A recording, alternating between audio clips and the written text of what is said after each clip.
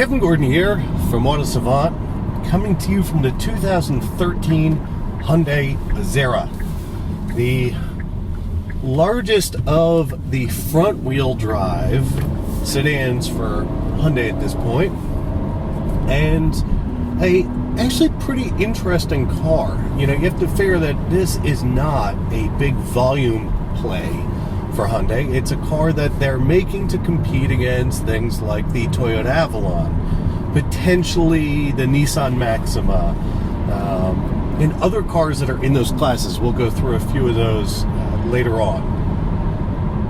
The thing that struck me instantly as sort of surprising about the Azera is actually the price. The base car, and really there's only two versions of the Azera. The base car comes in just over $33,000, and that's a well-equipped car at that point. Backup camera, 18-inch wheels, leather surfaces, that kind of good stuff. But for another $4,000, you get the technology package, which gets you a really pretty impressive list of features.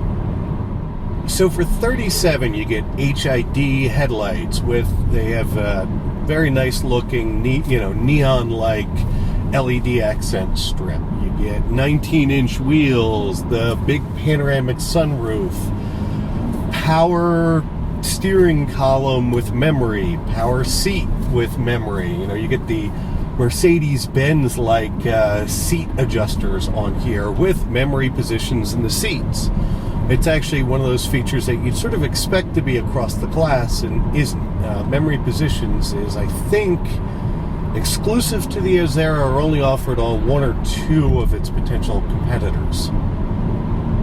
You also get other interesting luxury-like features like a power rear sunshade, rear heated seats, that kind of stuff. So that model at $37,000, again, is more expensive than the other cars that sort of wind up being in its class, until you include cars like the Lexus ES350, which are more expensive, and if you really option them like for like, I think there's between $4,000 and $7,000 difference to get to the Lexus over this car.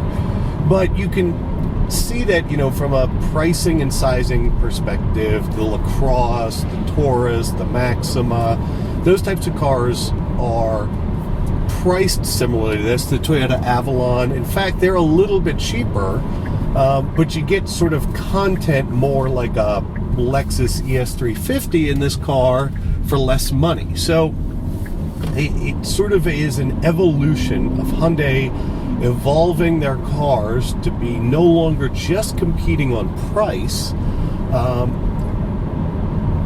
with the base model cars of their competitors, and starting to compete on price with the more luxury branded competitors. I can tell you that from a luxury perspective, this is a really nice mid-size luxury sedan. The leather in here is good.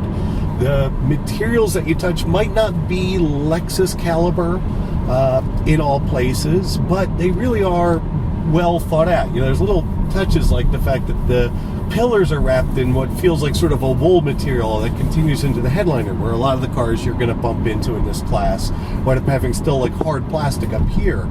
The design is very, sort of modern-ish compared to when you look across the rest of the class of cars, but it's definitely handsome. You get carbon fiber-ish accents in here. All that stuff winds up being, nice and clearly very upscale. The Azera is powered by a 3.3-liter direct-injected V6 that, again, isn't an engine that's all that popular across the Hyundai and Kia lineups at this point. But it's a really, really nice little motor. It makes more horsepower than most of the other things in this class at 293. It makes less torque at 255, but it's an enjoyable thing to drive. It's got quite a bit of throw at the top of the rev range as a result of it being a bit more of a horsepower-based instead of torque-based engine. And, this thing scoots right along.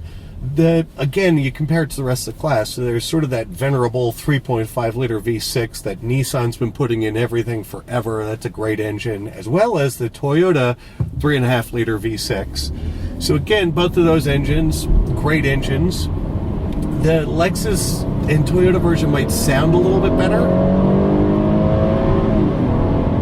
but there's nothing from a vibration or harshness perspective that really would lead to disappoint in the Azera.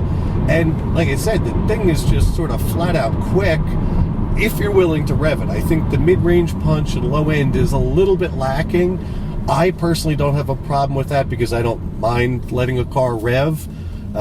But from a, I think, pure luxury perspective, you know, you might be looking for a little bit more torque in there, but no real disappointment.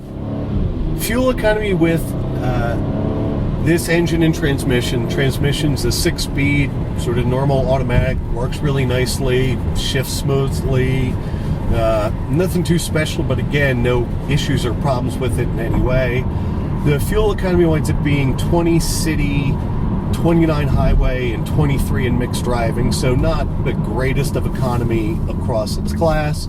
It seems to be a pretty realistic number for them, though. I think a 23 mixed number is very fair, totally attainable in normal driving, and, you know, it runs on regular gas, so, you know, it, again, fits in well for the class.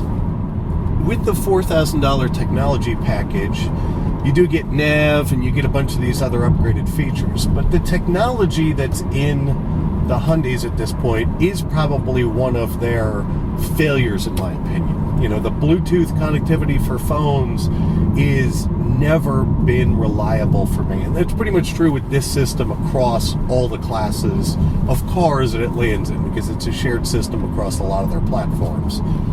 The nav screen is fine, although it's a basically pure touchscreen interface, and, you know, even though I sit pretty close to the steering wheel, it's pretty far away to interact with. It's definitely not the most modern of the systems that's available today. On top of Bluetooth connectivity being a bit kludgy, the actual, you know, interface pod that you get, so you get either a iPhone adapter that's still got one of the USB and 3.5 millimeter ports, or you just get a USB plug. We have a Samsung Galaxy Note 2, won't recognize the media files on that. I better bring an iPad with me to plug that in, and because of the fact that the new iPads have their Lightning connectors, if you plug that directly into the USB, it won't work with that either.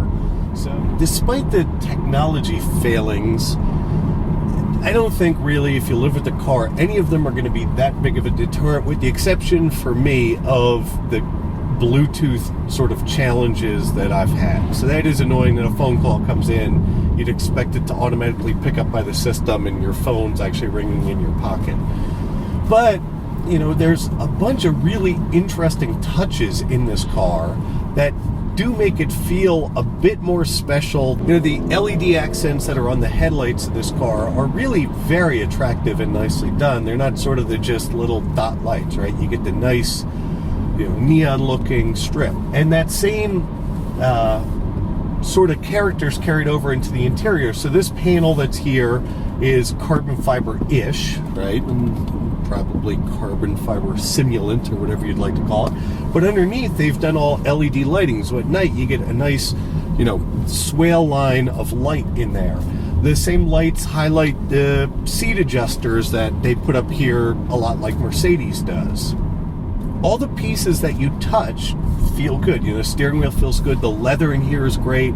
They actually have a thigh bolster extender on the seats, so that you can actually make it so that if you're in long or short in the inseam, you can get quite comfortable with the power adjustable steering wheel for both, you know, reach and rake. You really can find a good position. The seats super comfortable. I have to say, across the line of cars that's out there, probably this and the Maxima have the two most comfortable seats, and this is really a pretty good competitor to the updated Nissan, you know, seating, both structure and materials.